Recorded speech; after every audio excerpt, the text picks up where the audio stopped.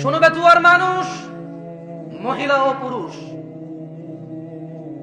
রব তিনি বলছেন এই পুরো পৃথিবীর মানুষ এবং জিন যদি একটা মাঠে একত্রিত হয়, আর প্রত্যেক জিন এবং মানুষ যদি তাদের যত চাহিদা আছে সব রবকে বলে, রব যত মানুষ আর জিন আছে সবার সব চাহিদা পূরণ করে, রবের ভান্ডার থেকে এতটুকু কমবে না যতটুকু একটা সুই সমুদ্রে ডুবিয়ে উঠে ফেললে কমবে। কি রব পেয়েছো বেতুয়ার মানুষ? বজরে তুমি ঘুমিয়ে থাকো, তুমি মনে করো তোমার এই সুন্দর ব্যবহার, তোমার এই গোছালো চলাফেরা, তোমার এই আধিপত্য, তোমার এই বাচন ভঙ্গি, সুন্দর এই কৌশল তোমাকে মুক্তি দিবে জাহান্নাম থেকে। না, বেতুয়ার মানুষ, তোমার রব তোমাকে তা বলেনি। বেতুয়ার মানুষ শোনো, তোমার রব তোমাকে বলেছে ইয়া আইয়ুহাল্লাযীনা আমানু, হে তোমরা যারা ঈমান এনেছো, তোমরা যারা আল্লাহকে এক বলে স্বীকার করো, আল্লাহকে অমুখাপেক্ষী মনে করো, তোমরা যারা স্বীকৃতি দিয়েছো ফেরেশতার উপর যদিও তোমরা দেখোনি, তোমরা যারা স্বীকৃতি দিয়েছো রাসূলের উপর যদিও তোমরা সাক্ষাৎ পাওনি, তোমরা যারা স্বীকৃতি দিয়েছো আসমানি কিতাবের উপর যদিও তোমরা দেখোনি, শোনো ইয়া আইয়ুহাল্লাযীনা আমানু, তোমরা যারা ঈমান এনেছো, লা তুলহিকুম, বেতুয়ার মানুষ তোমার রব তোমাকে সতর্ক করছে। বেতুয়ার মানুষ ভেবে নাও, তোমার রব যদি তোমার বিরুদ্ধে যায় তোমাকে কে আশ্রয় দিতে পারবে? বেতুয়ার মানুষ ভাবো, এই জীবন বিলাসিতা, যতক্ষণ নিঃশ্বাস চলে ততক্ষণই রবের প্রিয় হওয়ার সম্ভাবনা থাকে। যতক্ষণ জীবিত আছো এই মস্তিষ্ক কাজ করে। বেচুয়ার মানুষ দেখো, জীবিত থাকলেও মানুষের মস্তিষ্ক কাজ করে না, ব্রেন স্টপ করে। প্যারালাইজড হওয়ার পরে মানুষ আর তার মাথার মগজ দিয়ে কিছু করতে পারে না, মানুষ নিজের শরীরটাই নিজে নাড়তে পারে না, অথচ সবই দেখে, সবই বোঝে। মানুষ যতক্ষণ তোমার এই দুহাত দুপা, তোমার এই মুখ যা আল্লাহ তোমাকে দিয়েছে, তোমাকে আল্লাহ দিয়েছে দুটি ঠোঁট ও জিহ্বা, যতক্ষণ তোমার মগজ কাজ করে, ভাবো বেতুয়ার মানুষ, তোমার রব তোমাকে একটা নিষেধ করছে। ভেবে দেখো তুমি রবের নিষেধ মেনে চলছো কিনা। তুমি বলবে জামশেদ ভাই জেনা নিয়ে কথা বলেন, সুদ নিয়ে কথা বলেন, কথা বলেন মদ নিয়ে। আমি বলবো কারা সুদ খায়, কারা মদ খায়, কারা জেনা করে? কোন ভালো আল্লাহ ভীরু লোকে এটা করে না। আমি তোমাকে বলছি আল্লাহকে ভয় পাও, তোমার রবের সতর্কবাণীকে গুরুত্ব দাও। মনে রাখবে তোমার কোনো ওলি মুর্শিদা থাকবে না, তোমার রব তোমার হিসেব একা একা নিবে। মনে রাখবে তোমার কোনো ওলি মুর্শিদার নাম কুরআনুল কারীমে নেই, নেই কোনো হাদিস গ্রন্থে যাদের নামে তুমি মেতে ওঠো। জীবন জীবিকা চালাচ্ছ যাদের পথে, একটু কোরআন খুলে দেখো। খুব একটা খারাপ কথা তোমাকে বলছি না, তোমাকে কোরআনুল কারীমই পড়তে বলছি। আমার পক্ষে সম্ভব নয় তোমাকে সব বলা, বুঝানো তো সম্ভবই নয়। আমার রাসূলও বুঝাতে পারেনি। কেন? তার রব বলেছে ফাযাক্কির ইন্নামা আনতা মুযাক্কির, ও মুহাম্মদ সাল্লাল্লাহু আলাইহি ওয়াসাল্লাম উপদেশ দিন, আপনি একজন উপদেষ্টা। লাস্তা আলাইহিম বিমুসাইতির, আপনি এদের কর্ম নিয়ন্ত্রক নন। ইল্লা মান তাওয়াল্লা ওয়া কাফার, সাল্লাল্লাহু আলাইহি ওয়াসাল্লাম আপনি উপদেশ দেওয়ার পরে যে মুখ ফিরিয়ে নিল, যে আপনার উপদেশ থেকে অবাধ্য হলো, ফায়ুআযিবুহু আল্লাহুল আযাবাল আকবার, আল্লাহ তাকে কঠোর দণ্ডে দণ্ডিত করবে। বেতুয়ার মানুষ, তুমি রাসূলের কথা, রাসূলের উপদেশ সাল্লাল্লাহু আলাইহি ওয়াসাল্লাম, রাসূলের উপদেশ না মানলে রাসূলের কিছু যায় আসে না। আল্লাহ বলে দিয়েছে ওয়া মা আলাইকা আল্লা ইয়াযাক্কা, ও মুহাম্মদ সাল্লাল্লাহু আলাইহি ওয়াসাল্লাম এই লোকগুলো যদি কোরআন না মানে, হাদিস না মানে, 40 বছর বয়স কোরআন খুলে দেখেনি, তারা মনে করে এটা স্বাভাবিক, তারা মনে করে তারা সব জানে, তারা মনে করে তারা রব চেনে, রবের কথাই যে পড়েনি। এখন বলবে আপনি কি তাহলে সব জানেন? আরে আমি কিভাবে সব জানবো বলো, আমি তো টুকটাক পড়ি, কিছুই জানি না তেমন। যা জানি তুমি নিয়ে এসেছো কথা বলার জন্য, নিজে জানি তাই বলে যাব। আমি তোমাকে বলছি তোমার রবকে তুমি চেনো কিভাবে? কিভাবে তোমার রবকে চেনো বেতুয়ার মানুষ? রবের পরিচয় কি রব দিবে নাকি কোনো মানুষ?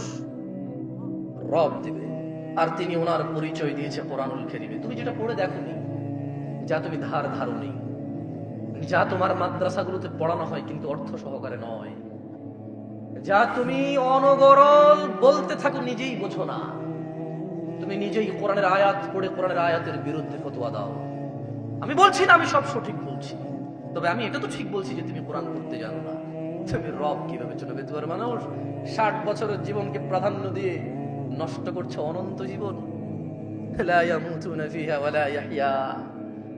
শোনো, জান্নাতে গেলেই মানুষ মরবে না এমনটা নয়, জাহান্নামেও মানুষ মরবে না। তুমি বুঝতে পারছো না এই পৃথিবী তোমার জন্য কত সুবর্ণ সুযোগ, এটা কত বড় অপরচুনিটি। তোমাকে যেটা বলছিলাম, সতর্ক হও পৃথিবীর মানুষ। রব বলছে লা তুলহিকুম আমওয়ালুকুম ওয়ালা আওলাদুকুম আন যিকরিল্লাহ। মানুষ, তোমরা যারা ঈমান এনেছো, যারা রবকে সাক্ষ্য দিয়েছো, তোমাদের রব তোমাদেরকে সতর্ক করছে, লা তুলহিকুম আমওয়ালুকুম ওয়ালা আওলাদুকুম আন যিকরিল্লাহ। তোমরা তোমাদের ছেলে সন্তান সন্ততি ধন সম্পদের মোহে পড়ে রবের স্মরণকে ভুলে যেও না। আচ্ছা, রব তোমাকে নিষেধ করেছে সন্তান সন্ততি আর অর্থ সম্পদের মোহে পড়ে, লোভে পড়ে, লালসায় পড়ে রবকে না ভুলতে। ধরে নাও তুমি রবকে ভুলে গেলে, তোমার রবকে ভুলা তোমার কোরআন না জানা, তোমার রবকে ভুলা তুমি তোমার রাসূলের হাদিসগুলোকে গুরুত্ব না দেওয়া, তোমার রবকে ভুলা তোমার মসজিদের অনুপস্থিতি, তোমার রবকে ভুলা তোমার পায়ের নিচে টাকুর নিচে কাপড়টা বলে, তোমার রবকে ভুলা তোমার দাড়ি শেভ করাকে বলে, তোমার রবকে ভুলা তোমার উত্তেজনা আর উশৃঙ্খলতাকে বলে, তোমার রবকে ভুলা তোমার যাকাত ফাঁকি দেওয়াকে বলে, তোমার রবকে ভুলা তোমার ঘরের স্ত্রীর উপর নির্যাতন জুলুমকে বলে, তোমার রবকে ভুলা তোমার বাবা মায়ের অবাধ্য হওয়াকে বলে, তোমার রবকে ভুলা মসজিদ ছাড়া অন্য ঘরকে আলোকিত করাকে বলে। মোমবাতি আগরবাতি কত বাতি দিয়ে তুমি কত ঘর সাজাও, আল্লাহর ঘর মসজিদ ফজরে এভাবেই খালি পড়ে থাকে। তুমি মনে করেছো আল্লাহর ঘর সাপ্তাহিক একটা অনুষ্ঠান আর বাৎসরিক একটা মাহফিল, যেদিন কানায় কানায় মাগরিবে ভরে যাবে। শুক্রবার যেদিন নামাজ শেষ হওয়ার 15 মিনিট পূর্বে মানুষ টয়লেটের সামনে গিয়ে সালাত আদায় করে। তোমার রবকে ভুলা এটাই প্রমাণ করবে তোমার মানুষ। দেখো, আমার কথা তোমার কেমন লাগে তা তো জানি না, তবে শোনো, সেটাই বলবো যা আমার মনে হয় তোমার কাজে আসবে যদি তুমি নিজে গ্রহণ করো। ওই যে বললাম, রব তোমাকে ওয়ার্নিং দিচ্ছে, রব তোমাকে সতর্ক করছে যে শোনো, ছেলে সন্তান সম্পদের পিছিয়ে পড়ে আল্লাহকে ভুলে যেও না। তাহলে কি হবে? আল্লাহ নিজে সিদ্ধান্ত দিয়েছে, আল্লাহ মিথ্যা কথা বলে না। তোমরা যারা ঈমান এনেছো আকাশের প্রভুর প্রতি, তোমরা যারা ঈমান এনেছো জান্নাত জাহান্নামের মালিকের প্রতি, তোমরা যারা ঈমান এনেছো বিচার দিবসের একচ্ছত্র মালিকানার প্রতি, তোমরা যারা ঈমান এনেছো মানুষের জীবন মৃত্যুর স্রষ্টার প্রতি, তোমাদেরকে বলছি তোমার বলছে ফাউলাইকা হুমুল খাসিরুন। তোমরা যারা সন্তান সন্ততির মোহে পড়ে, ধন সম্পদের মোহে পড়ে রবকে বলো, আল্লাহ বলছে ফাউলাইকা হুমুল খাসিরুন, তোমরা সবাই হবা ক্ষতিগ্রস্ত। জি, তাহলে জামশেদ ভাই, পুরো পৃথিবীর মানুষ যদি আল্লাহ বিরোধী হয়ে যায়, সবাই ক্ষতিগ্রস্ত হবে। এই পুরো পৃথিবী তো দূরের কথা, পৃথিবী আর পৃথিবীতে যা আছে তা আল্লাহর কাছে মাছের দানার সমান না। কি মূল্য আছে আল্লাহর কাছে? আরে পৃথিবী তো দূরের কথা, 7 আসমানকে আল্লাহ কিয়ামতে ডান হাতের মধ্যে ভাঁজ করে রাখবে। এই হচ্ছে আল্লাহ। তুমি বুঝোনি মনে হয়, তুমি মনে করো তোমরা মনে হয় 50 জন মিলে দাঁড়াবে আর আল্লাহকে বলবে ইয়া আল্লাহ, ইয়া আল্লাহ, আমরা 50 জন দাঁড়িয়েছি, তুমি কি 50 জন বিয়ে করবে না? শোনো বেতুয়ার মানুষ, তুমি নানা অপরাধে অপরাধী আমি। তোমার গ্রাম আমার গ্রাম, তোমার অঞ্চল আমার অঞ্চল, তোমার ভাই আমার ভাই, তোমার বাবা আমার বাবা, তোমার মা আমার মা, কেউ মুক্ত নয়, আমরা কেউ মুক্ত নই অপরাধ থেকে। তবে শোনো, একটা অপরাধ থেকে তোমাকে সতর্ক করে যাই। বেতুয়ার মানুষ, হাজার অপরাধ রবের কাছে অপরাধ, একটা অপরাধকে রব ভিন্ন ভাবে দেখে। লক্ষ কোটি মিলিয়ন বিলিয়ন অপরাধকে রব অপরাধ বলেছে, ক্ষমা যোগ্য বলেছে, বলেছে রবের ইচ্ছা, রবের মর্জি। রব এটা ওনার ইচ্ছা, উনি বলছে যে আমার ব্যাপার, মন চাইলে ক্ষমা করে দেবো, মন চাইলে শাস্তি দিয়ে ক্ষমা করবো। কিন্তু একটা অপরাধের কথা রব বলেছে না, ক্ষমা হবে না, ইম্পসিবল। পুরো পৃথিবীর মানুষ যদি গিয়ে দাঁড়ায়, ক্ষমা হবে না, রব তার কথা থেকে কখনো সরবে না। কারণ এই পৃথিবীর কোন শক্তি নেই যে রবকে তার কথা থেকে সরাতে পারে। তোমরা কি শুনতে চাও অপরাধটা কি? এবার একটু আমাকে বলো তো কি সেই অপরাধ যা হত্যার চাইতে জঘন্য, জানার চাইতে জঘন্য, মদের চাইতে জঘন্য, গীবতের চাইতে জঘন্য? এই পৃথিবীতে আদম আলাইহিস সালাম থেকে কিয়ামত অবধি যত মানুষ যত অপরাধ করবে সব অপরাধ থেকে এটা জঘন্য। কি অপরাধ বলো? এই অপরাধ সম্পর্কে জানা উচিত নাকি অনুচিত? বললেই তো তুমি রাগ করো, মনে করো ফিতনা করি।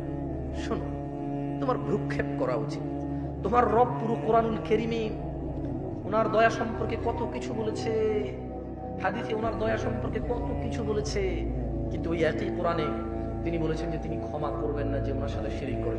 এই অপরাধটা তো তোমার জানা উচিত। তোমার মজা লাগবে না আমার ওয়াজ, শোনো আমি তোমাকে বলি, গুরুত্ব দিয়ে শোনো, কাজে আসতে পারবে। দেখো না আমার উপদেশ তোমার কাজে আসে কিনা, দেখো। তোমাকে বলি শোনো, একটা উদাহরণ দিই তোমাকে। তুমি মনে করবা যে জামশেদ ভাই এটা তো কোনো ওপেন কনফারেন্স না যে বিভিন্ন ধর্মীয় মানুষ আসবে আর আপনি শিরিক সম্পর্কে বলবেন। আমরা সবাই মুসলিম, লা ইলাহা ইল্লাল্লাহ বলি, ওয়া আন্না মুহাম্মাদান আবদুহু ওয়া রাসূলুহু বলি। এখানে শিরিক কিভাবে আমরা মুসলিমরা করি? তবে শোনো, আমিও এমনটা মনে করতাম। হঠাৎ করে সূরা ইউসুফের 106 নম্বর আয়াত পড়ার পরে আমার ধারণা বদলে গেল। বলো, তুমি যা বলবে, তোমার ধারণা, তোমার বলা এটা সঠিক নাকি রব যা বলবে তা সঠিক? শোনো বেদুয়ার মানুষ, রাগ করে না, আগামীকালকে কোরআনটা খুলে দেখো।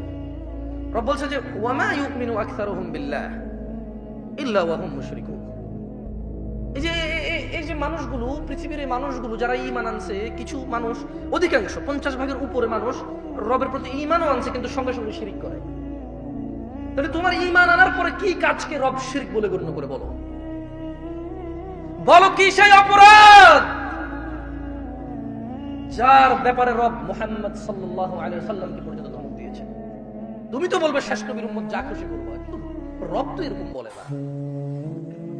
তুমি বলবে শেষ নবীর উম্মত যা করবে করবে, যা বলবে বলবে, কিচ্ছু হবে না। শেষ নবী নবী নিজে তো এই কথা বলে না সাল্লাল্লাহু আলাইহি ওয়াসাল্লাম।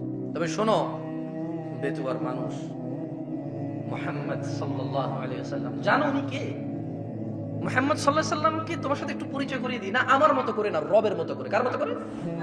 তুমি বলবে জিন্দা, কেউ বলবে মুর্দা, কেউ বলবে উপস্থিত, কেউ বলবে অনুপস্থিত, কেউ বলবে নূর, কেউ বলবে মাটি, কেউ চেয়ার খালি রাখবে, কেউ পরিপূর্ণ রাখবে। না, তোমার মতো আর আমার মতো করে। মুস্তাফা সাল্লাল্লাহু আলাইহি ওয়াসাল্লামকে রবের মতো করে তোমাকে একটু বুঝাই। দেখো তো পুরো পৃথিবীতে আর মানুষ 10 লক্ষ মানুষ মিলে র্যালি করবে, 10,000 কোটি টাকার স্টেজ করে ঈদ এ মিলাদুন নবী পালন করবে। দেখো তো রব যেভাবে সম্মান করে তাকে পার করতে পারবে কিনা? দেখো রব কিভাবে সম্মান করেছে রাসূলকে সাল্লাল্লাহু। দেখো মুস্তাফা সাল্লাল্লাহু আলাইহি ওয়াসাল্লাম সম্পর্কে রব বলছে, মুহাম্মদ সাল্লাল্লাহু আলাইহি ওয়াসাল্লাম একটা কাজ করে। আচ্ছা এই কথাগুলো আমি বলি, এভাবে কোরআনে বলে না, ঠিক আছে? এটা কথা বলার ডায়লগ, ওকে? আমি সেটাই কোরআনের কথা যেটা আমি কোরআন পড়ে ট্রান্সলেশন করি, ওকে? এটা একটা কথা বলার ধরো।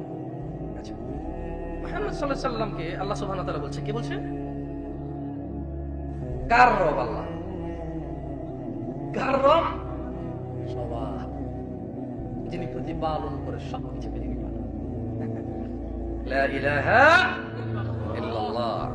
শুনুন, বলছে যে কুল, মুহাম্মদ সাল্লাল্লাহু আলাইহি ওয়াসাল্লাম বলুন, আপনার সামনে যে মানুষগুলো আছে, আপনার যে উম্মতরা, এদেরকে বলুন, ইন কুনতুম তুহিব্বুন আল্লাহ। এ মানুষ শোনো,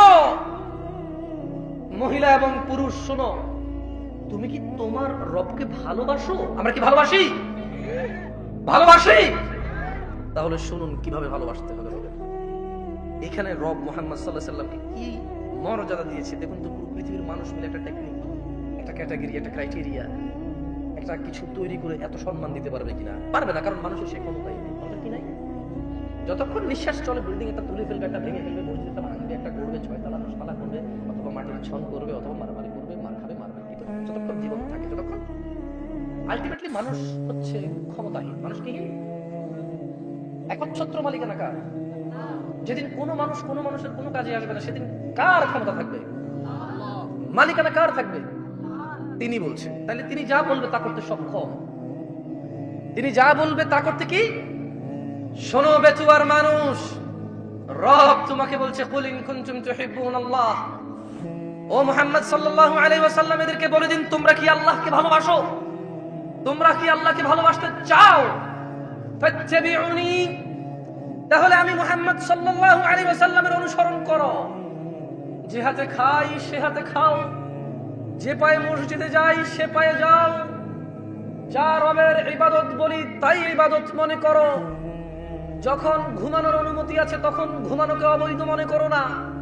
যখন স্ত্রী সহবাস করার অনুমতি আছে এটাকে অবৈধ মনে করো না। যখন আল্লাহ কোনো অকল্যাণের ঘোষণা দেয়নি কাউকে অকল্যাণ মনে করো না। যখন রব ছাড়া কেউ সুস্থতা দাতা নাই, সন্তান দাতা নাই, রিজিক দাতা নাই, হায়াত এবং মৃত্যু দাতা নাই, অন্য কাউকে এটা মনে করবে না। পৃথিবীতে কেউ মুশকিল কুশা নেই। শোনো মানুষ, যদি রবের ভালোবাসা পেতে চাও, যদি রবকে ভালোবাসতে চাও, তবে শোনো, ফাত্তাবিউনি, তাহলে আমি মুহাম্মদ সাল্লাল্লাহু আলাইহি ওয়াসাল্লামের অনুসরণ করো। যেভাবে নামাজ পড়েছি সেভাবে পড়ো, যেভাবে হজ করেছি সেভাবে করো। না, মানুষ দিয়ে মানুষকে যাচাই আর করা যাবে না। এই পৃথিবীতে কোরআন ও হাদিস কোনো বিলুপ্ত প্রাণী নয় যা চিড়িয়াখানায় পাওয়া যায়। এই পৃথিবীতে কোরআন ও হাদিস প্রত্যেক মসজিদে অথবা লাইব্রেরিতে পাওয়া যায়। সময় এসেছে মানুষ নিজে যতটুকু পারো ততটুকু পড়ো, যতটুকু পারো না ততটুকু শেখো। মানুষ আর ফাঁকি দিও না নিজেকে। মানুষ নিজের আখিরাতকে আর নষ্ট করো না। তুমি সুসংবাদ নাও, আল্লাহ তোমাকে ভালোবাসবে যদি তুমি মুহাম্মদ সাল্লাল্লাহু আলাইহি ওয়াসাল্লামের অনুসরণ করো। তিনি বলছেন ইউহিব্বুকুমুল্লাহ, আল্লাহ নিজে তোমাদেরকে ভালোবাসবে। একটা মেয়ের ভালোবাসা পেতে সুদ, ঘুষ, হুন্ডা, মোবাইল, চশমা, বাবা মায়ের অবাধ্য, কত একটা প্রভাবশালী মানুষের কাছের মানুষ হওয়ার জন্য কত কিছু স্যাক্রিফাইস করে, কত সমস্যা গোপন রাখো। না, কোনো সমস্যা নেই, ঠিক আছে, কোনো সুবিধা আমি আছি। অথচ তোমার বাবা অসুস্থ, তুমি চাও না ওনাকে ভুল বোঝাতে। মানুষ তোমাকে কে ভালোবাসবে? কি করলে বলো তো? তোমরা ওয়াজ শুনে বোঝো না, মাইকের সমস্যা। আমার কথা কি স্পষ্ট শোনা যায়? কোনো অসুবিধা হয়? আচ্ছা, আল্লাহ ভালোবাসবে কি করলে? অনুসরণ করলে। বলো তো তুমি 20টা সুন্নতের নাম বলা লাগবে না, কাজ বলো যেটা মানে এটা করা সুন্নাহ। যেমন ডান হাতে করা সুন্নাহ, ডান পায়ে মসজিদে প্রবেশ করা সুন্নাহ, বাম পায়ে টয়লেটে যাওয়া প্রবেশ করা, বাম পায়ে টয়লেটে প্রবেশ করা সুন্নাহ, দাড়ি রাখা সুন্নাহ, টাকের উপর প্যান্ট কাপড় পরা সুন্নাহ এবং ওয়াজিব। অনেক বড় না সুন্নাহ, ঠিক আছে? এভাবে ধরো তুমি বলতে পারো যে কাউকে দেখে বলছি এটা সুন্নাহ, রাসূল সাল্লাল্লাহু আলাইহি ওয়াসাল্লাম বলেছে সাদাকা, সালাম দেওয়া সুন্নাহ। এভাবে তুমি কয়টা সুন্নতের ব্যাপার জানো, মানে রাসূলকে অনুসরণ, এগুলোই সুন্নাহ। তুমি যদি এটা করো আল্লাহ তোমাকে ভালোবাসবে। সুবহানাল্লাহ। বেদুয়ার মানুষ।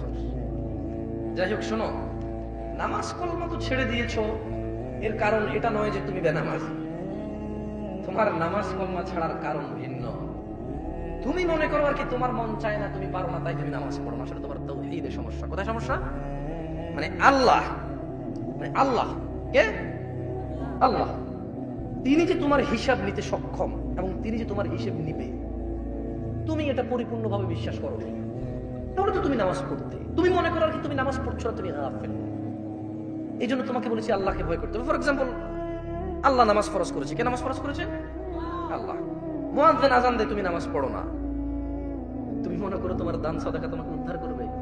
তোমাকে ভুল শিখিয়েছে।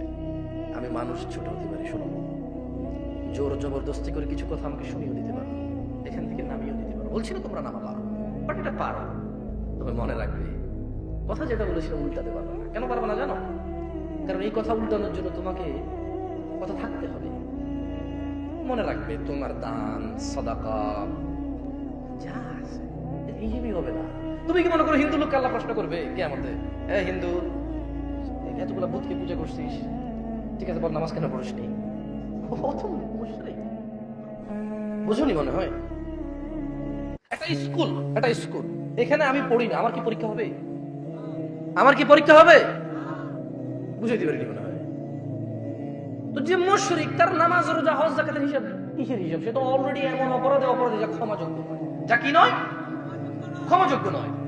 একজন বেনামাজি মানুষ, সে মনে করে নামাজ না পড়া শুধু নামাজ না পড়া, অথচ আল্লাহর নবী, যে একটু আগে বললাম, আল্লাহ বলেছে যদি তোমরা আল্লাহর ভালোবাসা পেতে চাও তাহলে রাসূলের অনুসরণ করো।